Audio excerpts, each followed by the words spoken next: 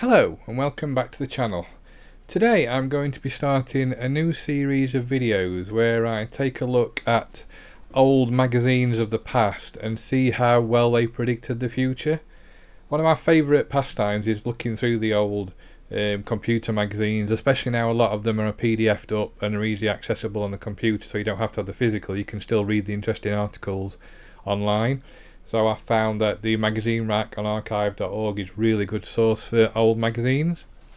And the one I'm going to be looking at today is issue 1 of the CD32 Gamer Mag that came out in spring of 1994. Now obviously it was a bit of a chaotic time for Commodore at that time because there were a lot of things going off, especially with the Commodore USA being on the verge of bankruptcy, maybe even gone bankrupt at this point, I'm not sure. But obviously in Europe it was a different story for the Amiga. And interestingly, I found an article in this magazine where they interviewed David Pleasance, the managing director for Commodore UK, and it's quite interesting some of the things he said. So I thought I'd just have a quick look at it today. And do you agree? Do you don't agree? Do you think he's right what he was saying? So as you can see, some of the questions that were asked are quite interesting. So there's no doubting the importance of good old Blighty to the firm for Commodore, because obviously Commodore UK was a big part of Commodore, probably bringing in more money for the Amiga than the other parts, as well as Germany, etc. And it was launched here first. So a few things that I noticed in this article. So it was saying that I would assume on a European basis that between now and Xmas we could easily do 350,000, maybe even 400,000 systems being sold, but of course that depends on the ability of the software publishers bringing out titles. If they stick with their commitments, that would be beneficial. If they don't, that could affect those numbers. So that's sort of putting the pressure onto the software houses, which in some ways is right. Without the software houses, the machine isn't going to succeed. But from a personal perspective, I also think bringing out rehashed titles of Amiga games when there's such other big consoles on the horizon, such as the PlayStation and the Nintendo 64, etc., then it wasn't just going to cut the mustard. You needed something to attract people. Now you've got the fact that it was a CD unit. Yes, that was new and sort of cutting edge at the time, CDs and stuff, but you also needed the software to go with it, and I think that's one area that the CD32 failed miserably. It didn't have the games that to make it sell. Hence, I know they had Microcosm, which was a bit different, but it wasn't the killer game that they needed. Then underneath they asked the question, is software support picking up? And he said absolutely. I think that's an endorsement. I think that it's an endorsement of Commodore's policy over many years to get close to software publishers. I think there was a time when I was abroad and we kind of lost our way a little, but almost without exception we have a better relationship now than ever before. The best way to endorse that is to tell you that we have now been offered for bundling in our next Xmas pack and beyond. The best titles are ever to come out. The best titles ever to come out. Now again, I'm not sure that was the case. I remember the bundles I remember seeing, and they weren't, again, games that you would think, wow, that's amazing. I keep going back to the PlayStation. They had Ridge Racer when that came out, and that was a massive game in the arcades. Everybody wanted to play it at home, so it was a no-brainer in reality. So yeah, interesting that they didn't have that. Again, I sort of can see it. If you put yourself in his shoes at that time period, he's wanting to make it sound like the best thing since sliced bread, because the company's survival depends on it. But again, you can only bluff for so long. So the next question was, there were rumours about a tie-up with LucasArts, and it's put that is unlikely to happen, I think. But when we were at CES earlier this year, the astonishing thing was how many companies that haven't actually been associated with before really were crying out to talk to us. Without going into names, there are some companies whose products were traditionally only available in arcades because of the specs of the domestic machines weren't good enough. A number of those companies are committing to CD32 because it allows them to do good representation of the arcade titles. Now he says, can you name them? And he goes, use your imagination. The major ones I can assure you. So again, there's no definites there. It's all smoke and mirrors, and what were they really talking? Just because a company talks to you and speaks to you does not necessarily mean that they're interested in publishing for you. They're probably just doing a bit of a recce themselves. And obviously he goes on to say Japanese companies And then Dave says, yeah, why wouldn't they do it? So again, a very weird answer. Why wouldn't they do it? Is almost been a very like a defensive answer. These titles already exist, but they just been no platform which has been technically capable of portraying these products. It's a meaningful way. Now there is. Now, as good as the CD32 is, it hasn't got very good 3D capabilities compared to the other systems that were coming out at the time, or were out at the time.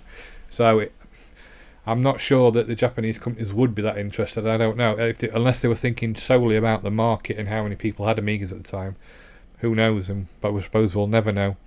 And then he's asked when will they appear, and he's put Christmas. So again, a very short space of time for new developers from different companies who've not developed for it before to be bringing games out for it. But and again, we never saw anything from any big Japanese developers as far as I'm aware.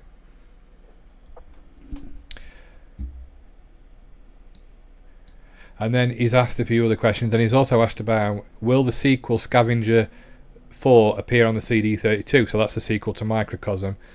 Psygnosis maintain they are committed to the CD32. FM Towns at the end of the day is a PC, and anything they produce on a PC is logical to put on a PC. So yeah, I think so. There are a number of products that we'd like to see on the CD32. I'd like to see Alone in the Dark 2 on the CD32. That's a great product. Whether the company will do it or not, who knows? It's quite easy from CD, so maybe. So again, I don't agree with this. I don't. Just because it's on CD, CD offers you the ability to have a lot of memory and a lot of storage. It doesn't offer you the ability to do 3D games.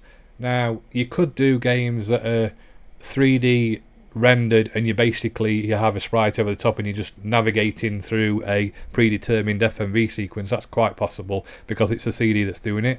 But with games like Alone in the Dark 2, I don't think, and I may be wrong, correct me if I'm wrong, I think that is more pure 3D, and I am unsure whether the CD32 would be capable of doing that. I'm not sure.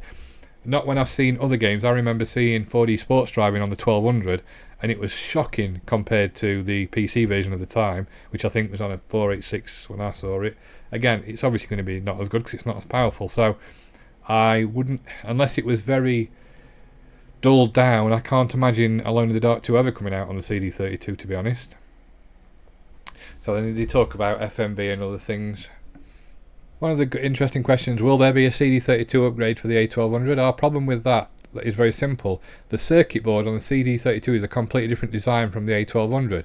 It includes gate arrays with over 10,000 transistors, and that gate array was designed specifically to support CD, and more importantly FMV. At the moment, it's not just possible to produce a CD device for the A1200 which will support FMV, which I sort of understand, but you can still bring a CD drive out, which I believe they did anyway.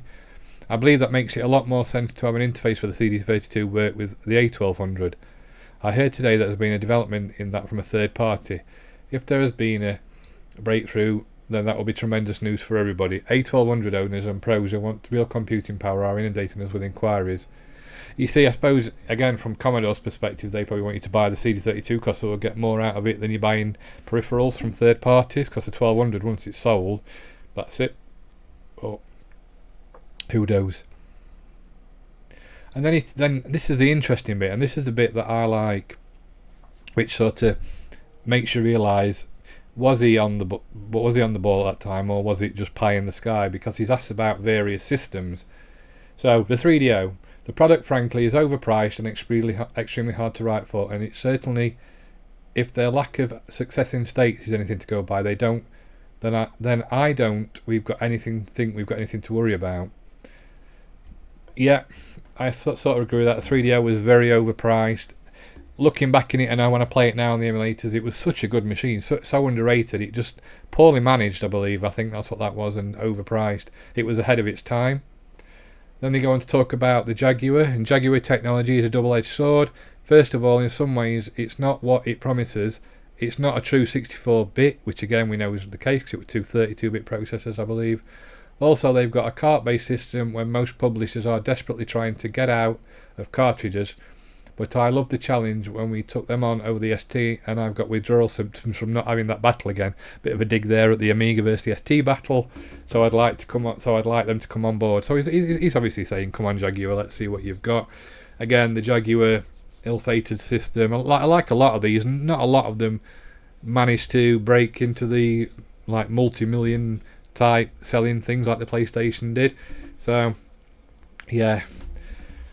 Then he goes on to talk about the Sega Saturn, that he's understanding it's been delayed until mid-1995. Now again, the Saturn did have the games, it had the Sega arcade games, but again, they weren't that well ported, I don't think, a lot of them. The interesting one for me as well, when he goes on to talk about the Sony PlayStation down here, I believe it when I see it. So he's questioning whether it's actually real, or it's going to do what it says it should. What we hear is that they are having real problems getting their getting their hardware down to size and cost. Well, obviously it came out in Japan in '94, so that was a bit of a load of rubbish because it came out, and who knew what the future holded for the PlayStation? It brought out a whole new competitor to the console arena. Nobody can say that the Sony PlayStation hasn't been a success, and it still is. It's still out there dominating with the Xbox. So quite interesting that if you've got hindsight, you can see how wrong that comment is and not right. The PlayStation was the future and still is the future, and it's outlasted Commodore for many decades, as we've seen. He then goes on to talk about Nintendo's Project Reality. I think this is an absolute farce. What we saw at CES was a $50,000 Indigo workstation with 32 custom chips in it, showing some quite nice but not absolutely stunning graphics. If anybody thinks that you can transform a $50,000 workstation into a £200 machine, that's loaves and fishes. So I think that's a scam. More than anybody else, it's spoiling tactics. Companies are saying don't buy what's out there today because in 18 months' time you're going to have this. That is nonsense. Nobody can deliver for $200 what they're going to deliver. Nobody can. Let's be realistic about it. See, again, N64 was a good machine and the games were amazing on it, especially like some Mario Kart and things. He's probably right in what he's saying. It wasn't as good a graphics as the Silicon workstations could produce. It wasn't movie quality graphics, but on the flip side, it was a massive leap forward. The graphics on the N64 were amazing, something the CD32 could never even dream of producing in the gameplay, especially the 3D games.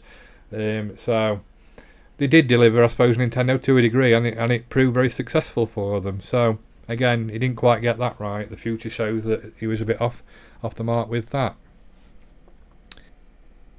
Then there's a few other questions about the new Amiga workstation. It's likely that we'll use a 64-bit RISC more coupled with the AAA chipset. I know he's talked about this, I believe, in his books about how good the AAA chipset was, and something that we've never seen before. Obviously, we never saw it, so that was a shame. But again, then he talks about the Amiga being compatible with PC through Windows NT. As soon as the PC came out, when I went over from the 1200 to the PC, that was it. It was game over for me for the Amigas. Even though the Amiga was such an amazing machine and I loved it to bits, and it still is my favourite machine, the PC, it had no chance against the PC, especially with the advent of 3D graphics cards and things. Everything was moving on at such a pace at that time that the poor Amiga got left behind, and I think it had its time. It was in its right place in the history of consoles and computers, if you like. Then they go on to talk about a CD32-2 this year. It's my belief that the AA chipset won't see this side of Christmas in a finished form, so in terms of seeing the CD32 product, certainly not this year. So they were already talking about a potential successor to the CD32, which obviously never saw the light of day. So yeah, I just find that a really interesting interview with Dave Pleasance, the marketing director at the time of Commodore. Obviously trying to big up the CD32 with what it could possibly do, but I think it was just looking back on it with a future's eyes perspective, it wasn't going to do any of the things that they said it was going to do, and it didn't have the 3D capability, so unfortunately that's the reason it died. So, do you agree with these comments? Do you agree with my comments? This is going to be a series where I'm going to be looking at different articles in magazines and just seeing how close they were to what they predicted. So, thank you all for watching. Have a great day, and I'll see you again soon.